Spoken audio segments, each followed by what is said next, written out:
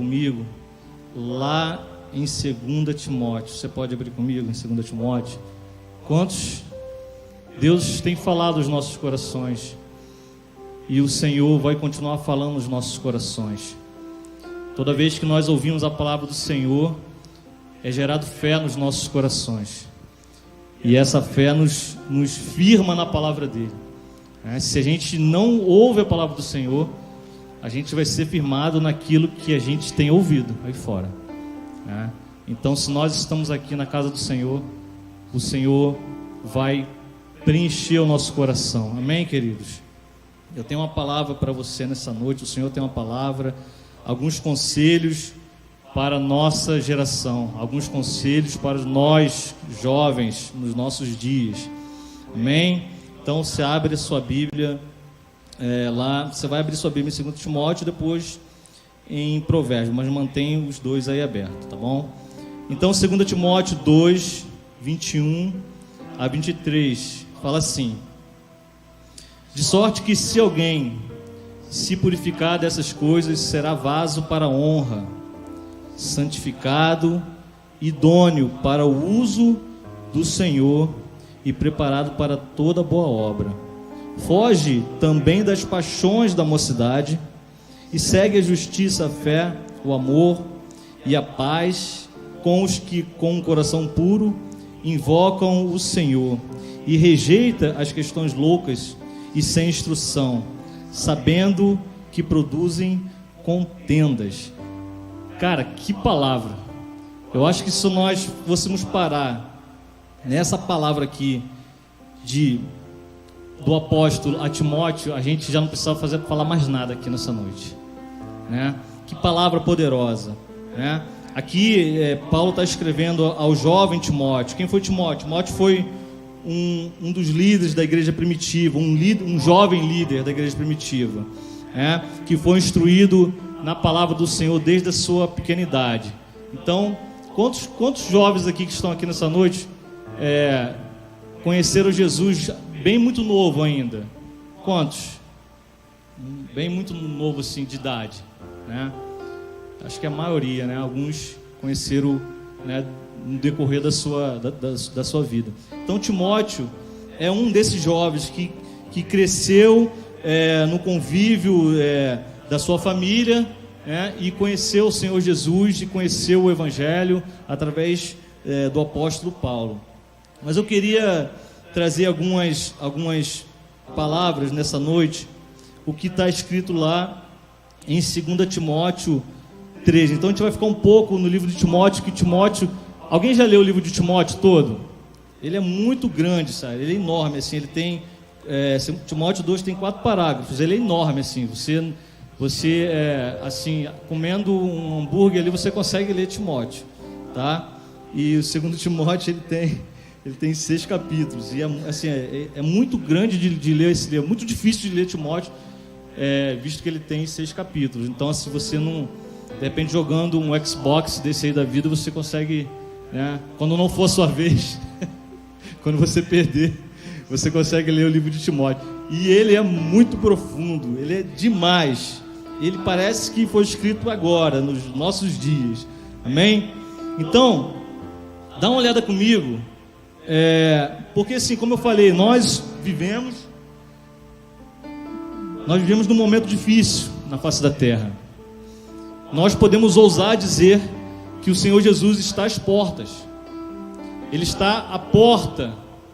Ele está quase assim, falta só mais um pouquinho. Falta só mais um pouquinho para eu vir buscar o meu povo. Aguenta firme, falta só mais um pouquinho. Nós estamos vivendo esses dias. Nós estamos vivendo esses dias, jovens. Olha o que diz o livro de Timóteo no 3º capítulo. Nós vamos ler do 1 ao 9. Olha o que diz. Ele está mostrando a Timóteo os males e as corrupções dos últimos dias. Esse é o tema do capítulo 3. Os males e as corrupções dos últimos dias. Eu falo muito isso no trabalho. Às vezes os colegas, cara, tu ficou vendo aquela situação, cara, vou te mostrar um vídeo aqui, Aí, sabe, mostra aqueles vídeos, o cara cortando o outro no meio, aquela... Eu falei, cara, eu não suporto mais ver essas coisas. Falo pra rapaziada lá, porque a gente tem que falar daquilo que Deus tem feito, não daquilo que Satanás tem feito, porque o que ele tem feito não importa mais pra gente, porque realmente nós já sabemos qual é a missão de Satanás. A gente não precisa ficar vendo essas coisas. Mas quando a gente volta para a palavra, eu falei, então vamos ler a palavra, porque nós vamos aí não precisar mais ver coisas no celular, porque a palavra ela já vai nos dizer o que está acontecendo. Amém? Então olha só, 2 Timóteo 3, sabe porém isto, nos últimos dias sobreviverão tempos difíceis. Alguém tem dúvida que nós estamos vivendo nos últimos dias? Alguém pode dizer, Sérgio, não, eu acho que não é os últimos dias. Vamos lá. Pois os homens serão, agora vai começar uma relação de nomes dos homens que está lá na sua escola, dos adolescentes que estão lá na sua escola, dos jovens que estão lá na tua faculdade, nem todos, mas muitos, dos jovens que estão nos bailes, que estão de repente em comunidades são pobres, e ele diz assim, os homens serão egoístas, avarentos, jactanciosos, arrogantes, blasfemadores, desobedientes aos pais, ingratos, irreverentes, desafeiçoados. Já viu, irmão? Tem uns camaradas aí que pega a língua, corta a língua no meio e fica com a língua de cobra. Desafeiçoados. O outro queria virar um gato, botou uns negócios assim na cabeça, na orelha. Implacáveis, caluniadores. Você conhece alguém que é caluniador, irmão? Irmão, você é caluniador? Cuidado. Não calunia seu pai não, hein? Nem sua mãe, no nome de Jesus. Sem domínio de si. Paulo está falando Timóteo, vou te mostrar quem são os homens dos nossos últimos dias. Sem domínio de si, cruéis, inimigos do bem, traidores, atrevidos, infatuados, mais amigos dos prazeres que amigos de Deus. E eu paro aqui, dou uma pausa aqui nesse mais amigos dos prazeres do que amigos de Deus, porque eu fico pensando, bom, para quem o apóstolo Paulo está falando isso? Porque se nós considerarmos que ele está falando apenas para o homem que está lá fora, que não conhece ao Senhor, ele jamais seria amigo de Deus. Porque se a pessoa está em trevas, quem está em trevas não consegue ser amigo do Senhor. Mas ele está falando aqui, esses homens, eles são mais amigos do prazeres do que amigos de Deus. Ele está dizendo assim, existe um grupo de pessoas que me conhecem, que conhecem o Senhor Jesus, que conhecem a Bíblia, que vão na igreja, que tem comunhão na igreja, que os pais de repente são evangélicos, que está numa família de evangélicos, que me conhecem, que conhecem o Senhor Jesus, mas que os homens, os jovens dos últimos dias, eles serão mais amigos dos prazeres do que amigos de Deus. Ele está falando para crente, ele está falando para mim. Ele está falando para mim, está falando para você. Tendo forma de piedade, negando-lhe entretanto o poder, foge também destes. Olha que palavra que o Senhor tem nos falado nessa noite. E aí a palavra que eu quero falar para você, como é que então nós fazemos para que a gente não seja incluído nessa classe de jovens que vivemos nesses últimos dias? Como é que a gente pode fazer? Qual é o sinal que a gente pode ter dentro da nossa vida, para que a gente não seja enquadrado nesses itens que nós falamos, nesses nomes que nós acabamos de falar? E aí, nós temos um conselho então para você nessa noite. E aí está registrado lá em Provérbios 4, 23. 4, 23. Provérbios 4, 23 diz assim: sobretudo, o que deve se guardar, guarda o coração, porque dele procedem as fontes da vida. O que é uma fonte? Fonte é algo que brota alguma coisa, que nasce, né? Uma fonte d'água é porque está vindo água dali.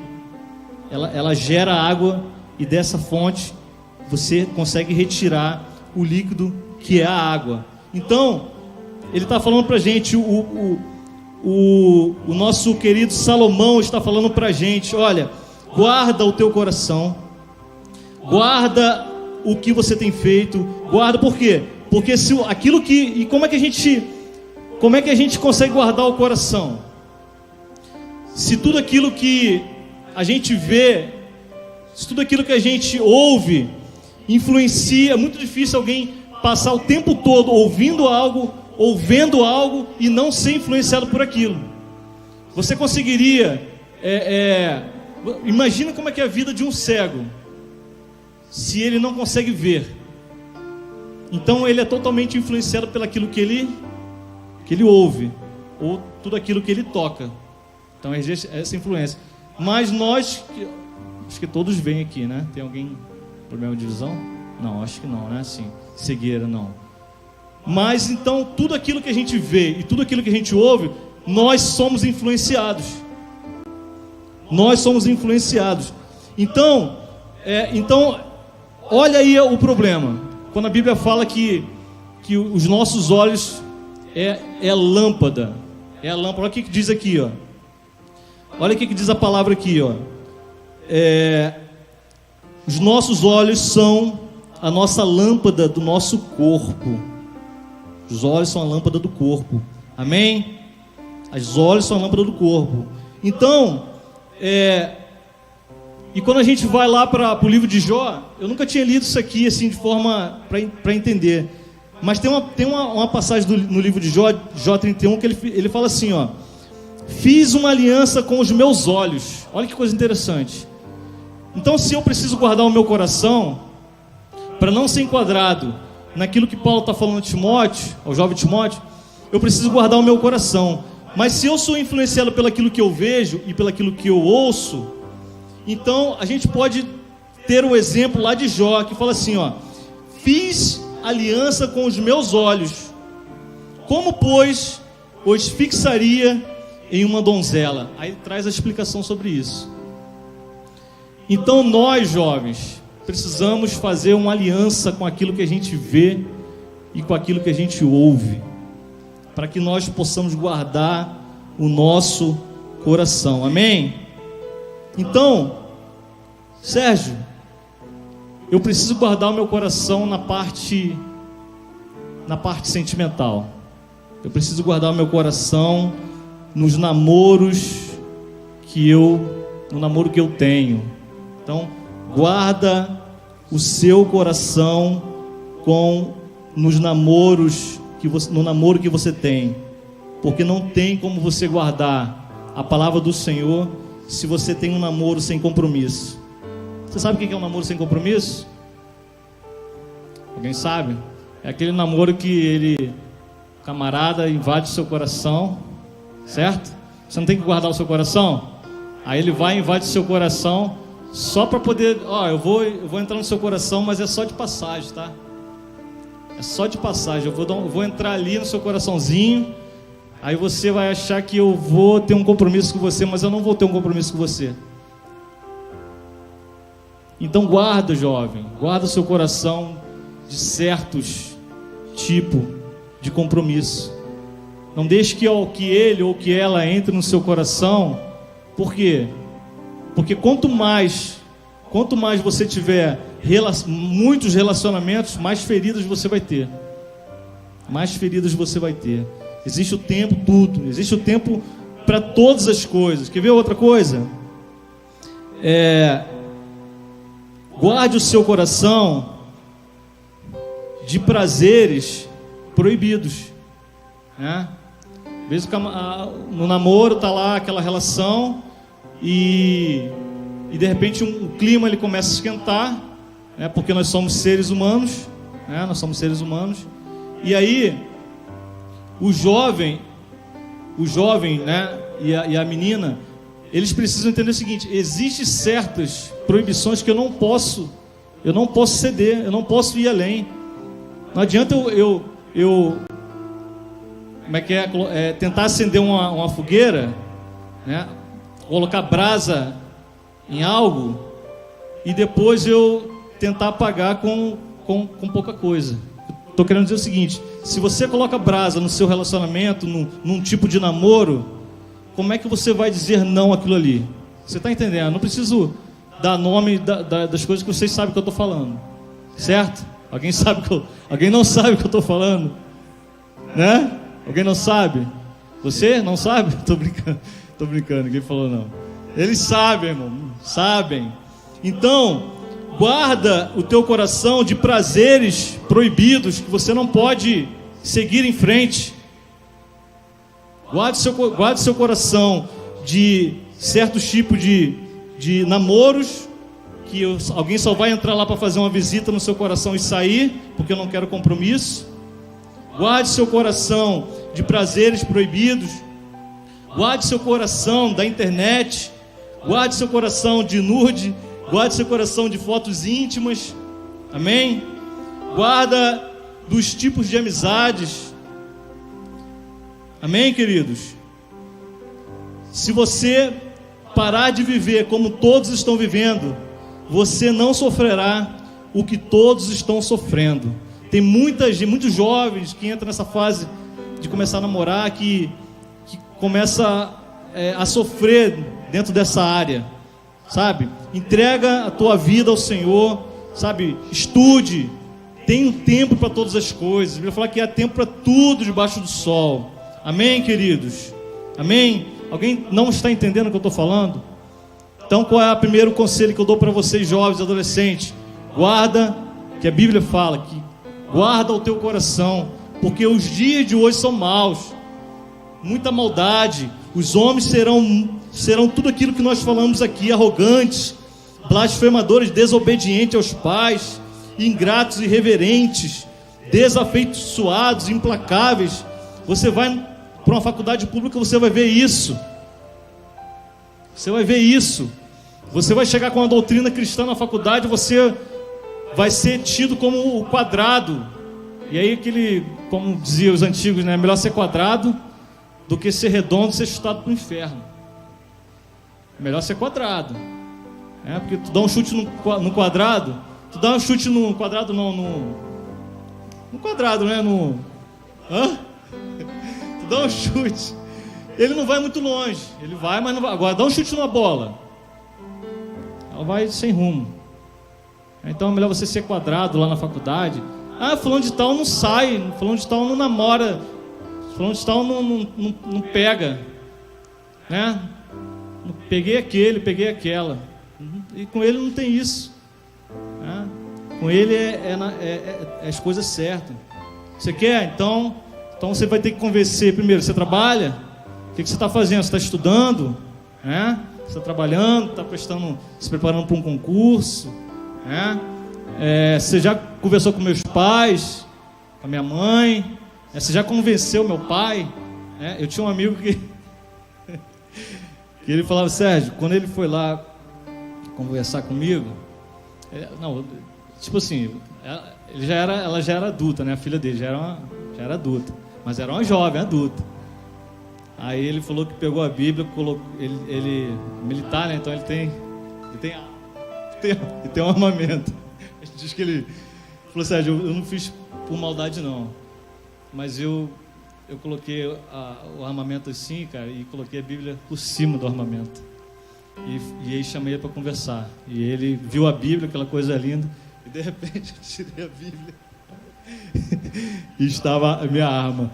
O menino abriu aquele olhão assim e falou: não, cara, calma, cara, só quero que você trate minha filha com carinho. Ele falou: Sérgio, eu não sei o que aconteceu, eu só sei que ele casou com a minha filha e ele trata ela com amor com amor absoluto, né? Mas assim, a gente não precisa disso, né? Nós temos que ter caráter. Hoje se fala muito sobre a pessoa que tem muitos dons, tem muitas habilidades, muitas das vezes até na casa do Senhor. Mas eu acho que muito mais do que habilidade, nós precisamos de pessoas com caráter. Caráter, irmão, é quando você sai de um culto desse, que o Senhor fala com você através da palavra, fala com você através dos louvores, e o teu culto ele começa lá fora, ele não começa aqui dentro. Aqui você aprende, mas é lá fora que começa o teu culto. É lá fora que você vai precisar ter caráter suficiente para guardar o teu coração. É que nós vamos ter caráter suficiente para guardar o nosso coração quando alguém te oferecer um nude, quando alguém te oferecer algo para você ver, você sabe que vai magoar o coração de Deus, você sabe que vai entristecer o coração de Deus. E toda vez que eu estou na presença do Senhor, por isso que a gente convoca que o jovem e o adolescente esteja aqui nos cultos, nas células, na escola bíblica. Por quê? Porque toda vez que você ouve a palavra, você gera fé no seu coração, você se arrepende dos seus pecados, Você é curado, é liberto, irmão. Libertação não é só para você que muitas das vezes vem aqui, não. Libertação é para a gente que está aqui em cima. Libertação é para mim, libertação é para você, libertação é para os pastores. Todos nós precisamos ser libertos. Todos nós precisamos de algo dentro da nossa vida. Senhor, se eu estou com ciúme do irmão, me liberta. Me liberta desta vontade no nome de Jesus, desta tristeza. Irmão, tem hora que você vai ter que, jovem, tem hora que você vai ter que, na tua cama, onde você estiver, tu vai ter que botar o teu rosto no travesseiro e dar um grito bem alto, grita o nome do Senhor, tem misericórdia, dá um grito. Você já gritou no travesseiro? Alguém nas suas orações grita no travesseiro? Ninguém vai ouvir. Pode dar um grito, irmão. Pega o travesseiro, bota assim. Dá um grito. Deus, fica ali, Deus, até suas entranhas não aguentarem mais. Pede a Deus misericórdia para que você guarde o seu coração, para que os planos de Deus sejam cumpridos na sua vida. Tudo que Deus, sempre o plano de Deus vai ser o seguinte: eu estou indo pelo caminho do Senhor, e Ele está mandando os anjos aqui, segurando, segura aqui, segura ele aqui. Quando você rompe o caminho, aí normalmente quando você rompe o caminho tem uma ribanceira, você cai na ribanceira e você levanta da ribanceira e fala: pô, aqui é legal essa ribanceira, eu vou ficar por aqui. Mas o Senhor está falando: o caminho é lá em cima, você saiu do meu caminho. Então tudo que Deus faz é para poder te trazer de volta. É aquele lance do bom pastor, que é a vara e o cajado. Sabe qual é a função da vara e do cajado? Você sabe? O cajado, ele tem aquela parte daqui, certo? O cajado é para te tirar da onde você está, da situação que você está. Ele te puxa. Você está preso ali, a ovelha está presa nos arbustos ali. Ele vai com o cajado, ele vai e te tira, te puxa, certo? Você está no caminho errado, ele te puxa. E a vara? A vara ele lança para espantar os lobos que estão ao redor de você, certo? Então, tem situações que você ia entrar no caminho, o Senhor lançou a vara, tu se assustou, acontece alguma coisa na tua vida, uma desilusão, uma situação difícil, falta de alguma coisa no teu lar. Então a gente tem que acender o alerta. Calma aí, o que está acontecendo? O Senhor está querendo nos mostrar alguma coisa. Ele lançou a vara, eu tomei um susto, alguma coisa aconteceu. Mas quando a vara do Senhor não te traz uma certa segurança, um medo, você cai no caminho errado. Então Ele tem que te trazer de volta com o cajado. E nessa que Ele te traz de volta, irmão, aí jovem, quando Ele te traz de volta do caminho, se tu tiver com espinhos de locais onde você estava, vai doer. Vai doer. Então, volta para o caminho do Senhor, volta para a presença do Senhor, volta para a comunhão, volta para a escola bíblica. Irmão, tem palavras maravilhosas na escola bíblica, célula que a gente faz. Eu digo aqui para vocês, se você quer uma célula na tua casa, chame a gente, vamos louvar o Senhor na tua casa, vamos ser libertos. Todos os momentos, todas as horas da nossa vida, nós precisamos de libertação. Como eu falei, no teu travesseiro, cara, grita o nome do Senhor. Grita o nome do Senhor, clama por Ele, porque eu tenho certeza que Ele vai ouvir. Os olhos do Senhor, irmão, os ouvidos do Senhor estão atentos para o clamor do povo dEle. E nós precisamos disso nesses dias em que os homens serão terríveis, como a palavra está nos dizendo aqui. Homens terríveis, homens implacáveis, caluniadores, sem domínio de si, cruéis, inimigos do bem. Você e eu temos visto isso. O cara tem prazer de fazer o mal, ele tem prazer de mostrar para você que ele está do outro lado. Ele tem prazer, irmãos, sabe? Então, nós precisamos mais do que nunca que o nosso coração seja guardado no Senhor. Seja guardado no Senhor, amém, queridos? Então, recebe essa palavra nessa noite, no nome de Jesus. E o segundo e último conselho dessa noite que eu quero trazer para você é algo terrível, é algo muito forte para a minha vida e para a sua vida. A hora de se voltar para Cristo é agora. Você pode falar aí com a pessoa que está do seu lado? A hora de se voltar para Cristo é agora.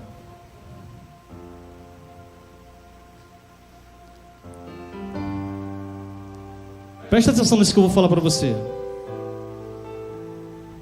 Havia um homem muito rico e vestia-se de púrpura e de linho finíssimo e vivia todos os dias regalada e esplendidamente.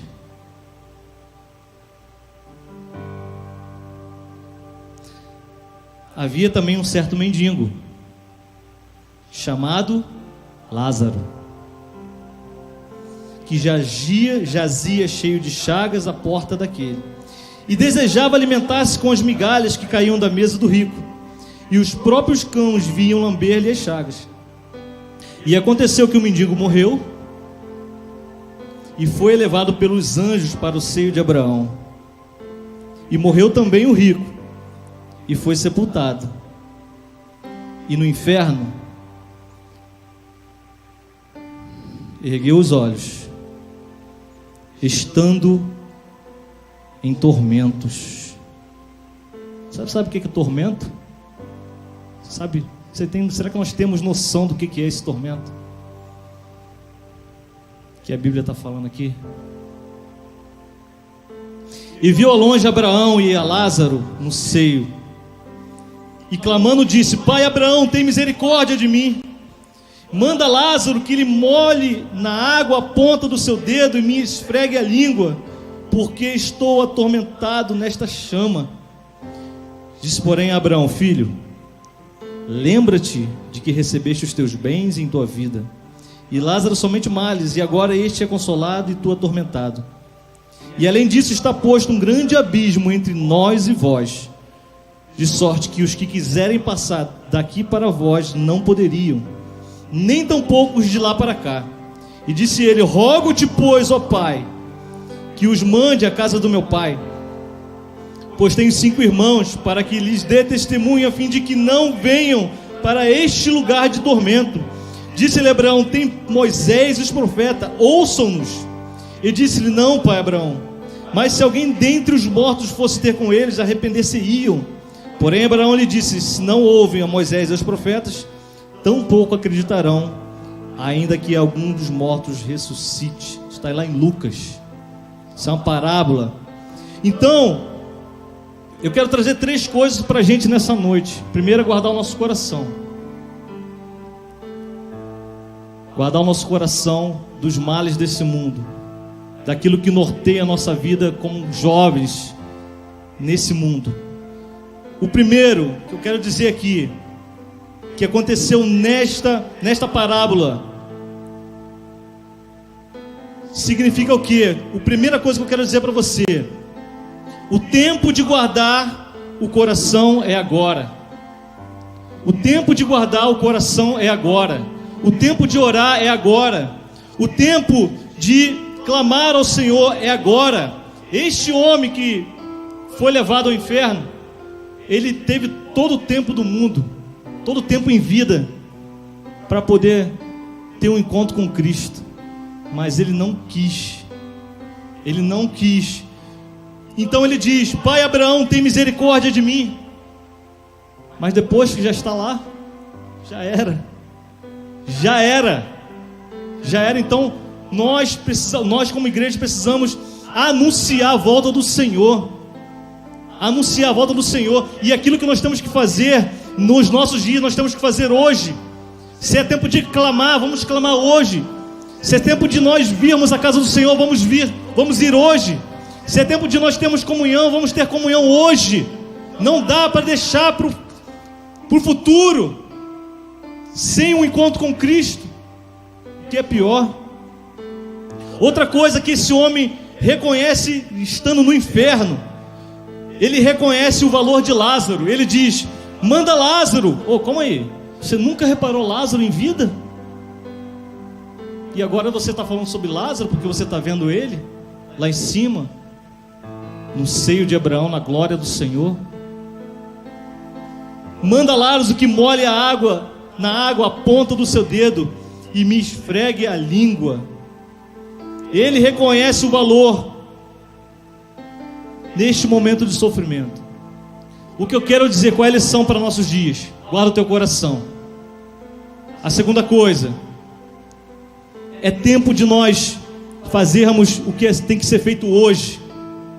Procrastinação, o nome, que dizem, deixar para frente o que deveria ser feito hoje. Terceiro ponto, reconheça quem está ao seu lado. Reconheça seu pai, reconheça sua mãe.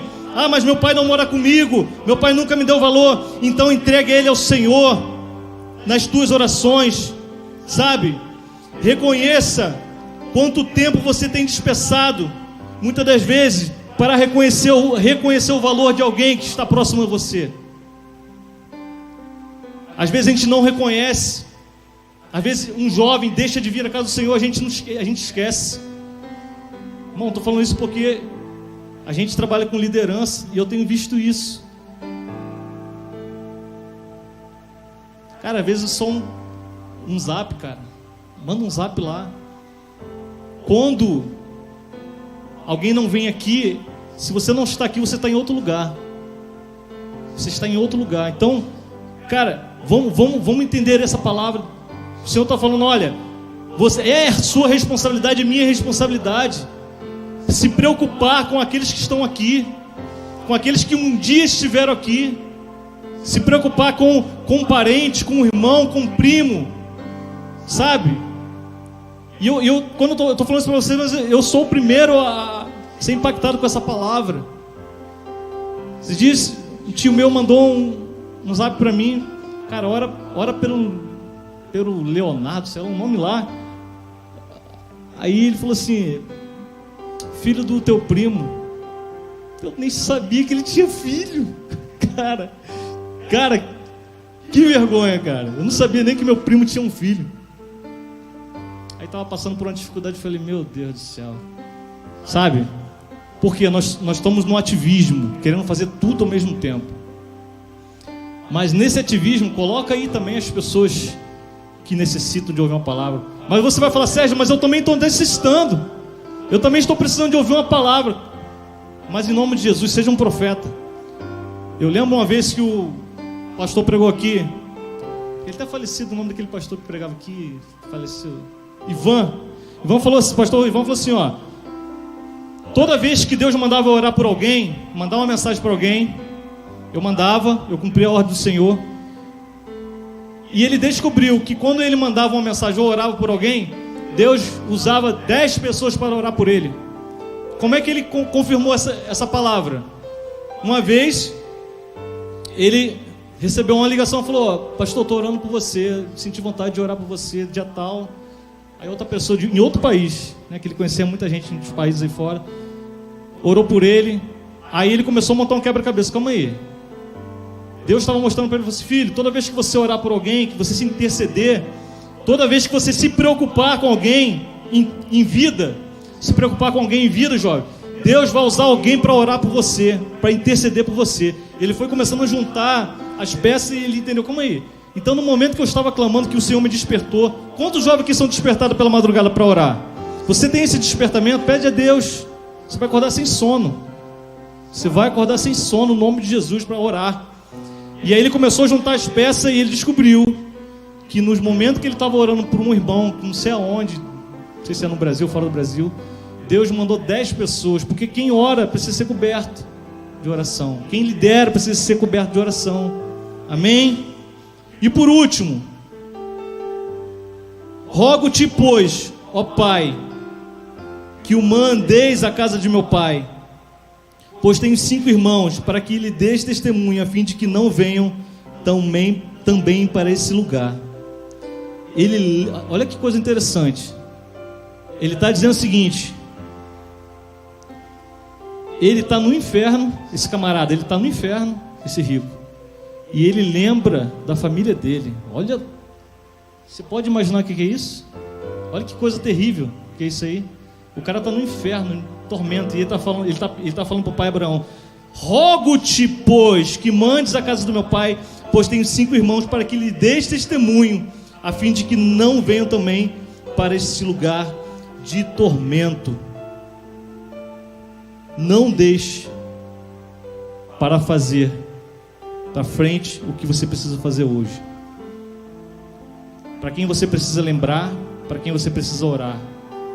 Mas tudo isso você só terá condições de fazer, e eu teremos condições de fazer, se nós guardarmos o nosso coração. Se o nosso coração for do Senhor. Quero chamar a equipe de louvor. Se o teu coração é do Senhor, você começa a se preocupar com as pessoas.